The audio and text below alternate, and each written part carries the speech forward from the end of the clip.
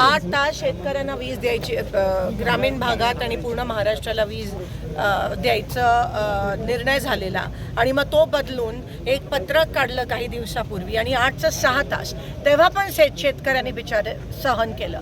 ते 6 तासाचं 4 केलं तेव्हा पण आमच्या शेतकऱ्यांनी सहन केलं. किती सहनशीलतेचा अंत बघणार आहात? काल 2 दिवसापासून फक्त 2 तास वीज त्या शेतकऱ्यांना त्या ठिकाणी भेटत आहे. सिंगल फेज नाहीच आहे, 3 फेज पण नाही आहे. 2 तास कसे बसे तरी, आणि ते पण कधी 4 ते 6 वेळ सांगितला जातो सकाळी 8:30चा. शेतकरी जातो, वीजच नसते. तुम्ही अजून किती शेतकऱ्याचा अंत बघणार आहात? किती म्हणजे सगळ्या गोष्टी तुम्ही खत महाग करून ठेवलंय, डिझेल बंद आहे, आता वीज बंद आहे, मग तुम्ही मारूनच टाका ना. काय चाललंय काय? सरकारचं लक्षच नाही आहे. शेतकरी त्रस्त आहे. काही दिवसापूर्वी पण आम्ही आंदोलन केलेलं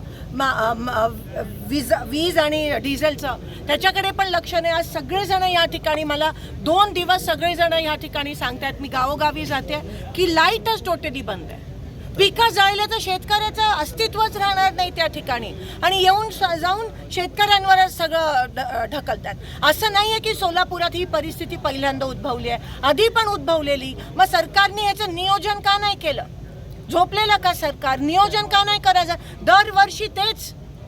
पेरणी टायमाला डिझेल पण मिळणार नाही, पेरणी टायमाला डिझेल नाही मिळणार, मशागत कसं करणार? पेरणी करायचं हे काय चालवलंय काय? कोणासाठी हे सरकार चालू आहे? आणि एवढा वाईट परिस्थिती आहे आज ग्रामीण भागात वीज नसल्यामुळे.